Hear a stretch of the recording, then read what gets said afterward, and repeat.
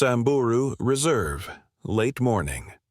A calf lay in the powdery dust of a shallow riverbed, its legs tucked awkwardly beneath its flank, its skin pale with a dry film of soil. The wind stirred the brittle grass along the banks, but the young elephant did not move. Only the soft, trembling curl of its trunk offered proof it was still alive. Nearby, two helmeted guinea fowl pecked nervously at the earth before scattering, startled by the approaching hum of a vehicle. Ranger Elena stepped down from the open truck, her boots landing beside a trail of shallow, uneven prints in the sand.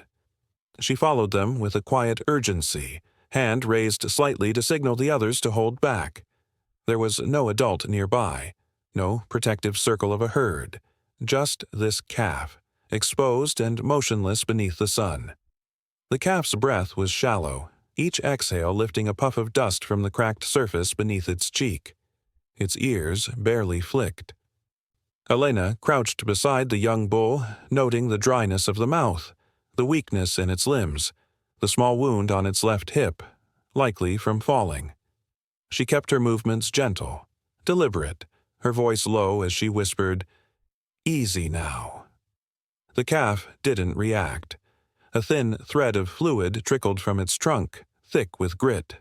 Flies clung to the edges of its eyes, which blinked only once. Elena radioed in the sighting, her words clipped, calm, precise. The heat was rising fast, and if the calf remained exposed, collapse would turn into something irreversible. The prince showed confusion, a looped path, signs of circling. He had likely been separated at dawn, frightened by something, perhaps chased. His mother could be miles away by now, unaware. And now, hours later, the calf was failing.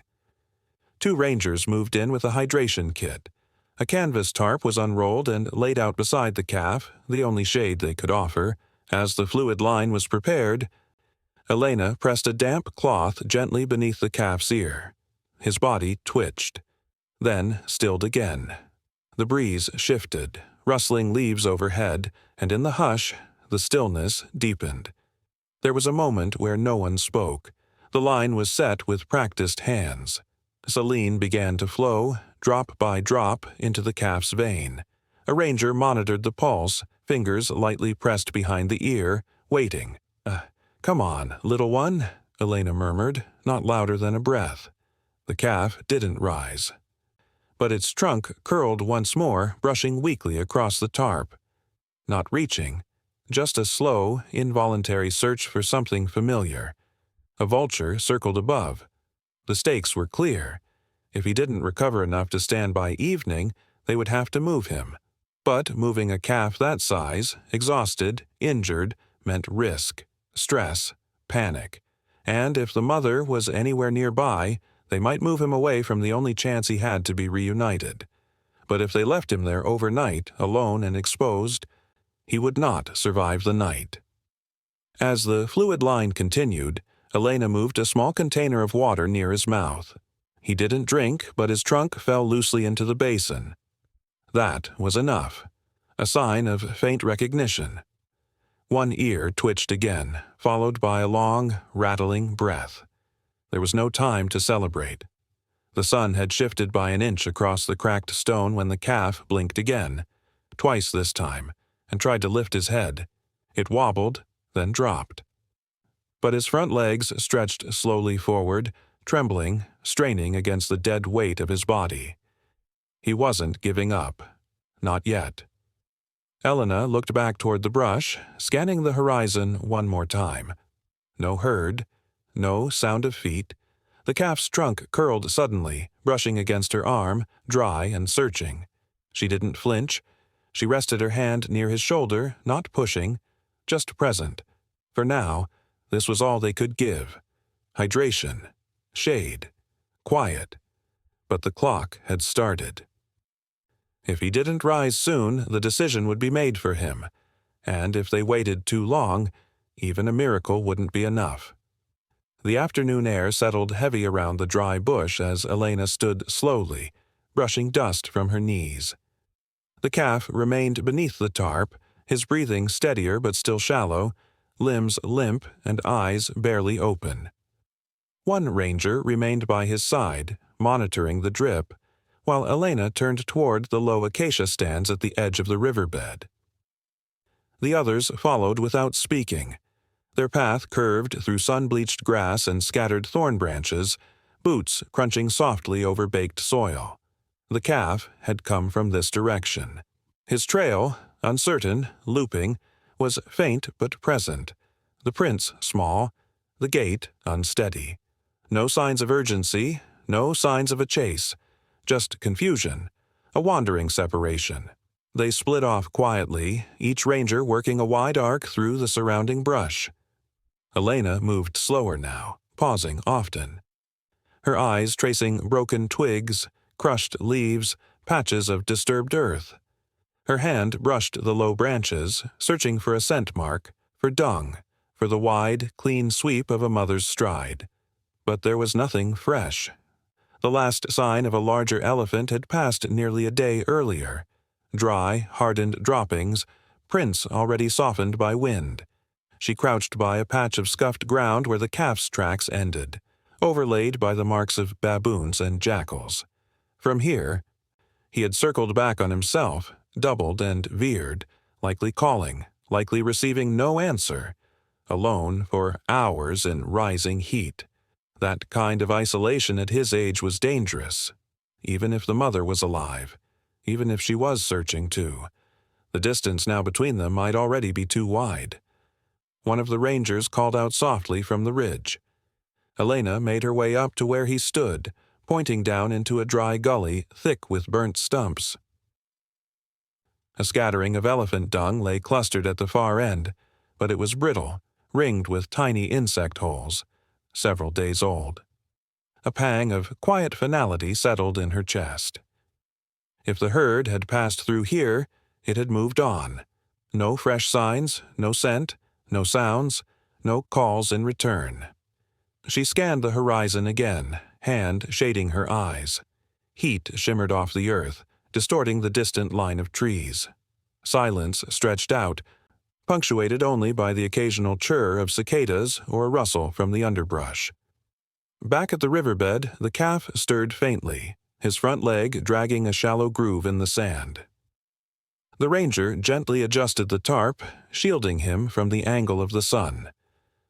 "Still no herd?" he asked as Elena returned. She shook her head. "Nothing fresh," she said quietly. "He's been alone too long." The reality settled between them. If the mother was still searching, she wouldn't find him here. Not without scent, not without sound, and the longer he stayed in this state, the harder it would be to move him. They now faced two fragile options: wait and hope for a miraculous reunion, unlikely given the silence, or begin preparations to transfer him to the holding center miles away.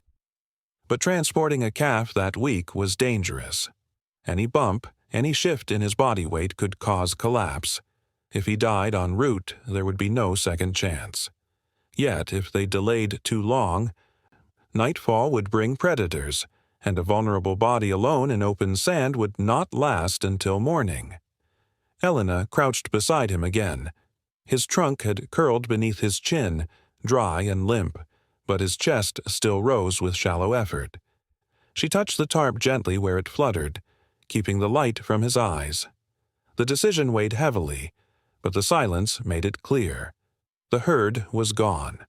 Time had already made the choice for them. "We move him at dusk," she said softly. "That's our only chance." The wind picked up slightly, lifting dust from the riverbed, carrying it west where the trees thinned into golden haze. The bush held no answer, only absence, and waiting longer would cost more than hope could repay. The tarp offered a sliver of protection, but the afternoon heat still pressed down with weight. The calf's skin, dry and pale, had begun to crack in places along the folds of his legs and belly. His breathing had slowed again, though each rise and fall of his chest was still visible if one looked closely. A thin film of sweat clung to Elena's neck as she knelt beside him, her movements steady and controlled. Flies gathered around the edges of his eyes, ignoring the occasional twitch of his ear. The calf didn't protest. He didn't lift his head. Only his trunk stirred, curling weakly toward the basin of water and then falling away before touching it. One of the rangers approached with the hydration kit, unspooling the tubing with practiced care. Elena held the calf's foreleg gently, brushing away dust to find the right vein. His skin was leathery beneath her fingers, warm from the sun, and scattered with fine, raised bumps. The silence between the team was not from uncertainty, but from experience. They had seen this before. The stillness of a body on the edge of surrender, when the will to stand had gone quiet and the instinct to survive ran shallow. The needle slid in cleanly. A slow drip began to fall into the line, clear against the haze of heat rising from the ground. The calf shuddered once, a barely perceptible tremor, and then settled again. No flinch, no pull away. Elena exhaled slowly and adjusted the angle of the shade. Time, now, would decide everything. The sun climbed higher, drawing sharp lines across the tarp's edge. The calf's ears were motionless, his mouth slack. Sand clung to his lips, and the wound on his hip had begun to darken where dried blood met dust.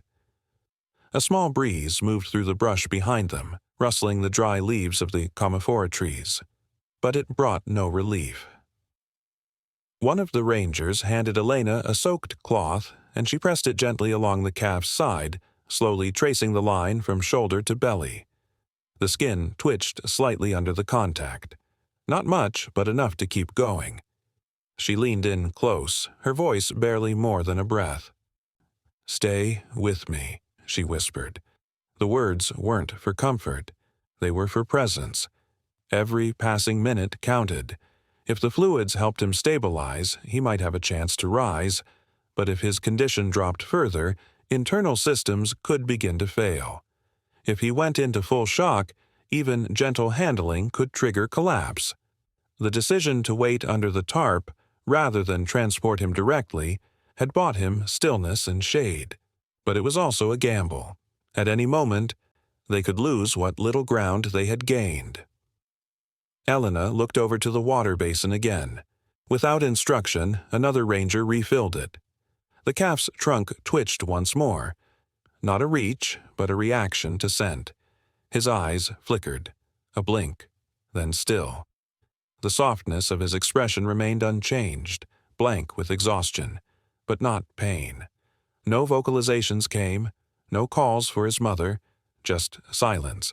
Elena noted it, not as a symptom, but as a threshold. He was too weak even to cry.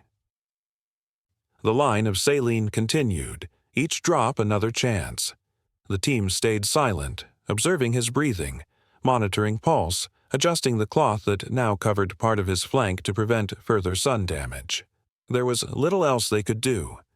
The tarp rustled once in the wind. Insects buzzed low to the ground.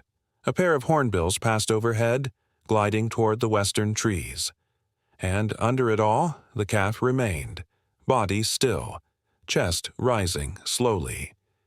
Surrounded by hands that would not leave him. If the drip held and the fluids took, he might live. If not, if the sun claimed him before strength returned, they would carry him anyway. Not for treatment, but for dignity. For now, they waited, and with each slow breath he took, they remained by his side. The stakes were clear. If he didn't begin to respond by evening, there would be no rescue. Only silence. Only the wind across an empty riverbed. The last of the light bent low across the dry plain as the saline drip continued its slow, measured rhythm. The calf had not moved for hours, his breath shallow, eyes half-lidded, skin still tight with dehydration.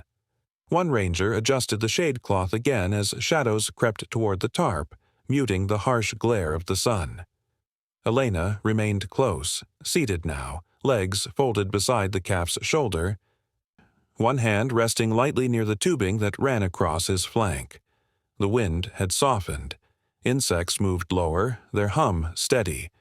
The urgency had not lifted, But in this quiet, time felt suspended, drawn out by the thin thread of hope running through clear plastic and into a failing body.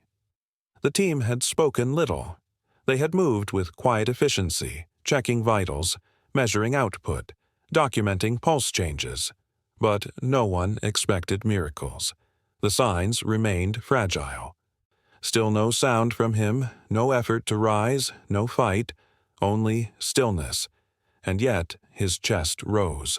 It hadn't stopped. That, in itself, held weight. Elena tilted the water basin slightly, coaxing it closer again. The calf's trunk remained slack on the earth, unmoving. She shifted her hand back to his shoulder, not touching, only present. A stillness beside stillness. Another ranger walked in, handing her a small gauze pad soaked in cool water. She pressed it to the inside of the calf's ear, watching as the fine hairs along the edge flicked. It wasn't reflex, it was response. And then, slowly, the calf's head shifted. Just a fraction. Enough to lift dust from beneath his jaw. His eye, which had remained mostly closed through the day, fluttered open. It did not track her, but it was no longer empty. His trunk moved, dragging faintly across the sand, coiling once before sliding forward again. Elena leaned slightly in, her hands still. The calf lifted his head higher. Nostrils flaring, weak but deliberate. The movement strained his neck, sent a tremor through his shoulder, but he didn't stop. The trunk reached forward again, uncertain, then curled, slow and searching, until it touched the side of Elena's hand. His skin was dry, rough, warm from the tarp's heat. She didn't flinch. She stayed still. A breath caught in her throat, but she didn't speak. She only turned her palm up, and the tip of his trunk rested there loosely, like a thread laid across her skin. The calf held it there for a few seconds, not grasping, not pulling, just resting, in the softest imitation of connection. It was not dramatic. It was not strong, but it was enough. A flicker of something not seen all day. Not survival, not yet, but recognition, response, will. One ranger knelt nearby, his voice barely audible. "He knows she's here." Elena said nothing. The calf's trunk slipped from her hand and dropped again, landing gently in the dust. His head lowered too, but not fully. This time he didn't collapse. He paused. His breathing had deepened slightly, not much, but enough to see. The saline drip continued its slow rhythm. It was not healing. Not yet. But it was buying time, a chance. And now, something new. An action, however small, that had not been coaxed, forced, or reflexive. If they were to move him, it would have to be soon. The shadows stretched longer now, and night would bring jackals, hyenas, cold air. But transporting a calf in this state, even with soft canvas, steady hands, and slow travel, would test his strength. He could lose consciousness, he could code, and if that happened on the way, the chance they were nursing now would dissolve. But staying here, exposed to what came with nightfall, meant certain risk. They had to decide. Soon. But for now, the calf had moved. Reached. Chosen stillness with presence, rather than stillness with surrender. And that changed everything. Elena stayed beside him as the wind began to stir again. The dry branches overhead creaked, and the last of the light shifted across the tarp's edge. In the dim quiet, she rested her hand beside his. Neither moved again, but something had. The last of the heat clung to the earth as the light began to drop, settling in long gold streaks across the sand. The team moved slowly now, their voices low, their gestures deliberate. The calf had not stood, but he had lifted his head twice more since touching Elena's hand. His eyes tracked movement. His breathing had steadied. And, though he had not tried to rise, the stillness in his body was no longer limp with surrender. It held a softness, a fragile hold on presence. That was enough. It had to be. Elena signaled quietly, and the stretcher was unrolled beside him. It was a thick canvas sling reinforced with wood and rope handles, designed for small rescues, not full-grown calves. Still, it was their only option. The air was shifting, and nightfall would not wait. Already the temperature had begun to fall, and the familiar dusk calls of bushbirds had faded. The hyenas would begin soon. Predators would sense weakness. If they didn't move him now, they would lose their chance. 2 rangers kneeled on either side, pressing the fabric flat against the dust. The canvas had been dusted earlier to prevent irritation to the wound on his hip. Every motion was calculated. A 3rd ranger placed damp padding along the edge for support. Elena knelt again near his head. "We're almost there," she murmured. Her hand hovered just above his shoulder. She would not rush this moment. The calf blinked slowly. His trunk lifted and dropped again. Then came the hardest part. They moved as one. 2 lifted the forelegs gently, one at a time, placing them onto the canvas. His rear shifted awkwardly, the wound pulling slightly, and he let out a low, breathy moan, the first sound he had made since morning. They paused, waited, then continued. The weight of his body settled unevenly, stretching the fabric taut as the stretcher conformed to his shape. The drip was secured to one ranger's backpack, tilted just enough to maintain flow. When all 4 corners had been gathered, the team lifted together, slow and even. The frame groaned softly. The calf did not cry out. He only lay still, eyes open, trunk curled at his chest. They began walking. The path back to camp wasn't long, but in this light, and with the weight of a calf between them, it stretched into something else. Every footfall had to be placed carefully. Every jolt could shift his position, interrupt his breath, deepen the wound. They moved in silence, each step syncing with the others. Elena walked just ahead, checking the terrain, clearing debris with her boot. The calf shifted once in the sling, his legs tensing faintly, then relaxing again. A small sound escaped him, not loud, not distressed, just air passing through his trunk. He remained aware, not sedated, and that awareness made the weight feel heavier. With each movement forward, they carried more than his body. They carried the hours he had spent alone, the uncertainty of what would come next, and the risk, constant, unspoken, that if his condition shifted, they would have no time to correct it. Behind them, the wind began to rise. A slow rustling moved through the brush, and the sky deepened in color. The acacia thorns cast longer shadows. Dust lifted in small spirals and settled again. The line of the camp was still not visible, but they knew the way by heart. The markers, the breaks in the trees, the sound of distant water pipes, faint but present. The calf shifted again. Elena turned briefly, eyes meeting the ranger at the rear, who gave a slow nod. Still stable, still breathing. What lay ahead was no guarantee. Even at camp, treatment options were limited. They could hydrate him, monitor vitals, keep him warm through the night, but if internal injuries had begun, if infection had already taken root, the outcome would remain uncertain. No one said it aloud, but it moved with them, carried as surely as the weight in the sling. The wind passed again, bending the tall grass and carrying a scent of dust and dry bark. The sky above turned lavender at the edges. They were halfway now.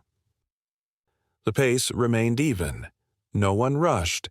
No one looked back.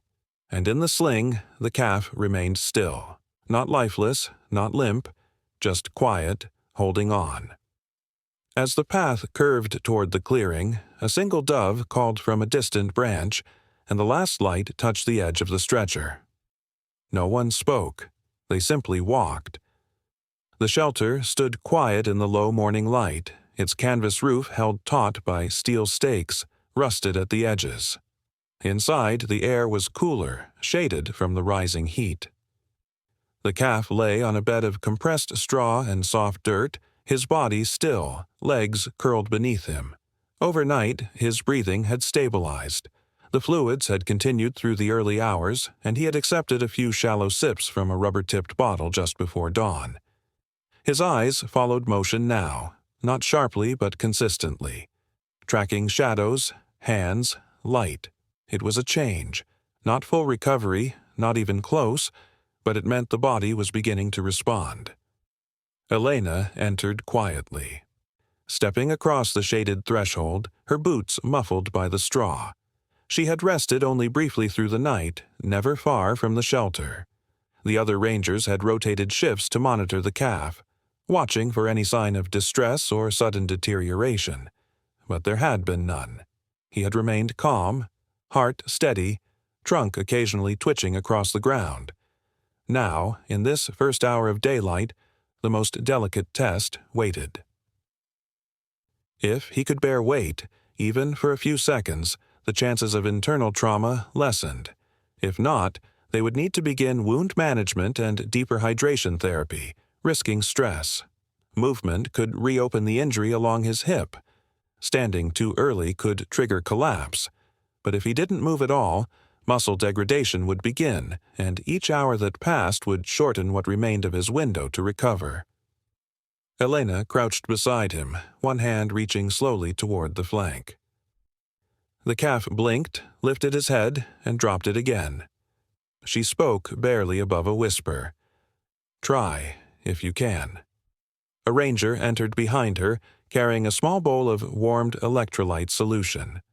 The calf's trunk moved toward the scent, weak but willing. He sipped once, then let it fall again.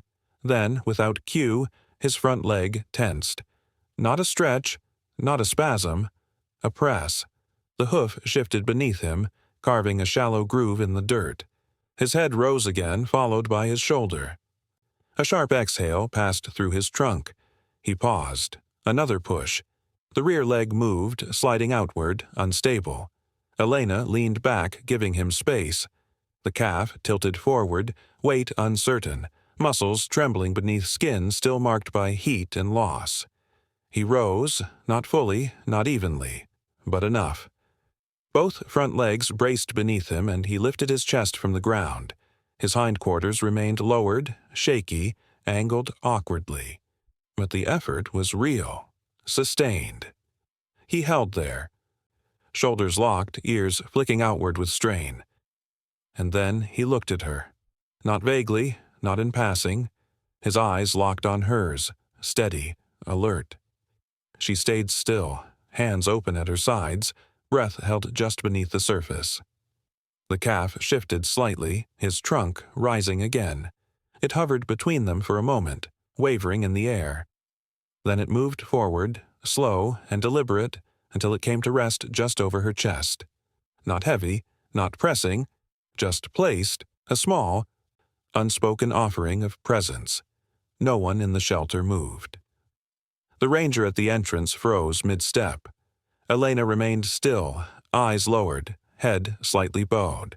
The calf's trunk stayed where it was for several seconds, warm and dry, pulsing faintly with breath.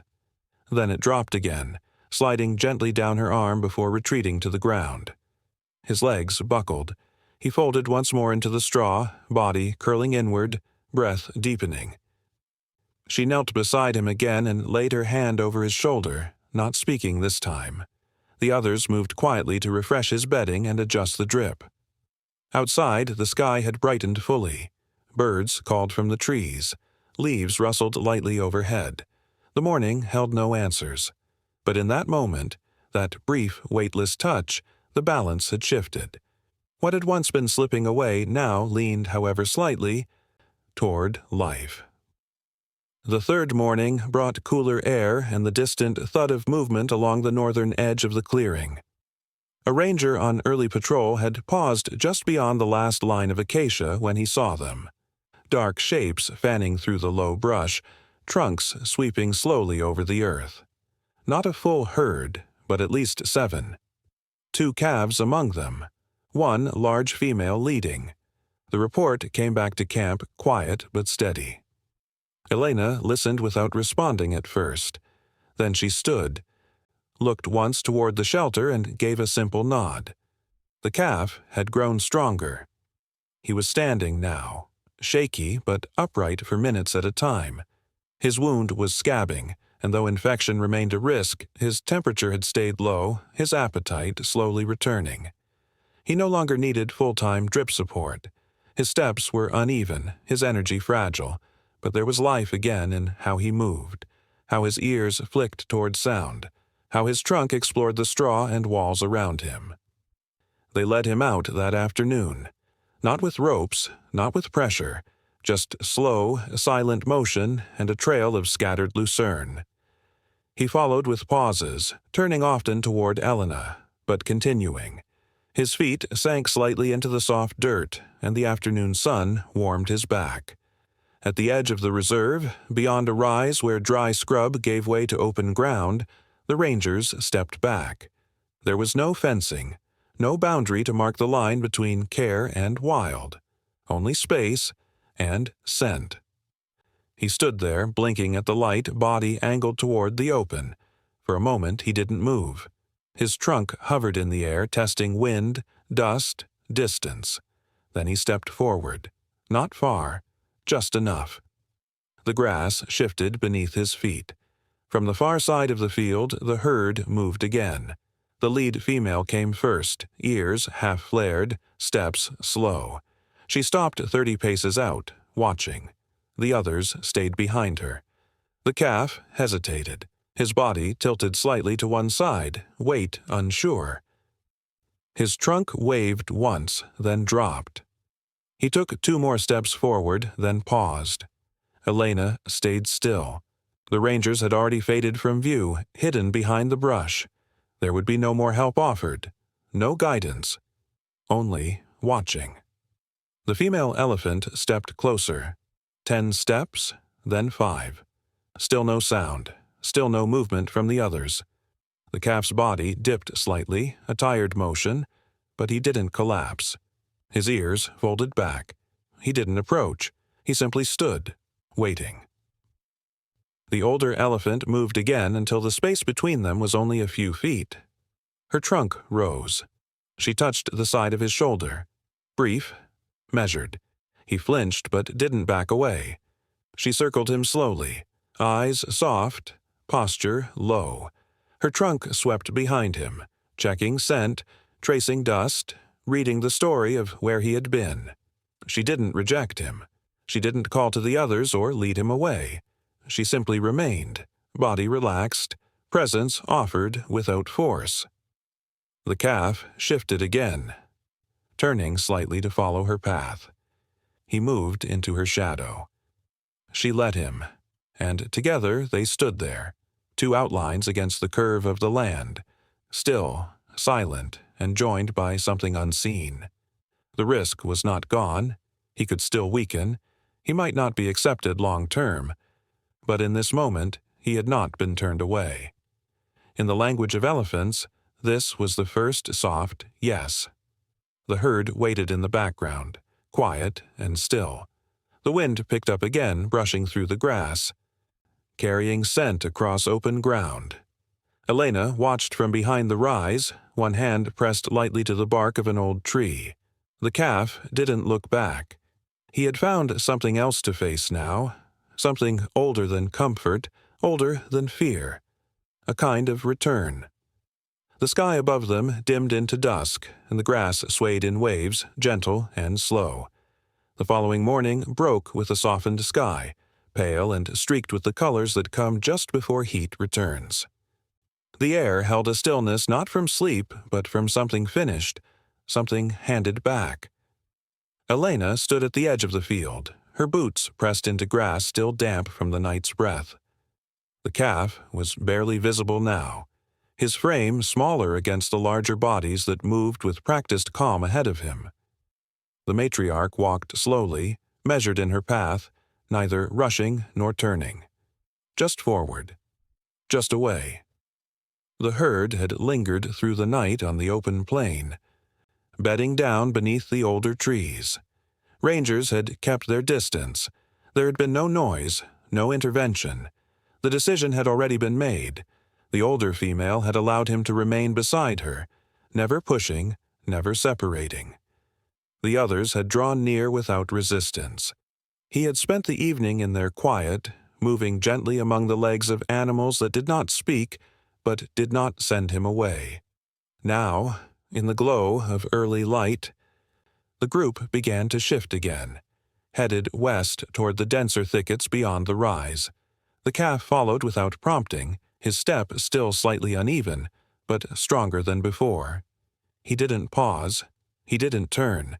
His trunk occasionally rose to brush a flank or dip to the earth, but his pace stayed steady. There was no tether, nothing to hold him back. Elena remained at the edge of the clearing. Her arms hung loosely by her sides, fingers curled slightly inward. The wind moved through the grass at her feet, slow and low. She didn't call out. There was no need. The gesture had already been made days earlier, in the shelter, when his trunk had rested against her chest. He had reached out, and now he was moving on. Another ranger stepped beside her briefly, offering a nod. "He's where he should be." Elena's reply was a faint curve of her lips, not quite a smile, not quite sadness, just agreement. She placed her palm lightly against the center of her chest, fingertips brushing the fabric where that moment had lived. In the distance, the shapes grew smaller. The trees began to close behind them. Light flickered off the tops of their backs as they passed into shadow, the calf still within their fold. No one lingered. No one was left behind. The field returned to stillness. The rustle of birds returned. A breeze passed once more, slow and cool. Elena stayed a moment longer, watching the last swaying branches mark their passing. Then, quietly, she turned back toward camp. Behind her, the grass settled, and in the hush that followed, the only sound was the soft rhythm of leaves catching wind.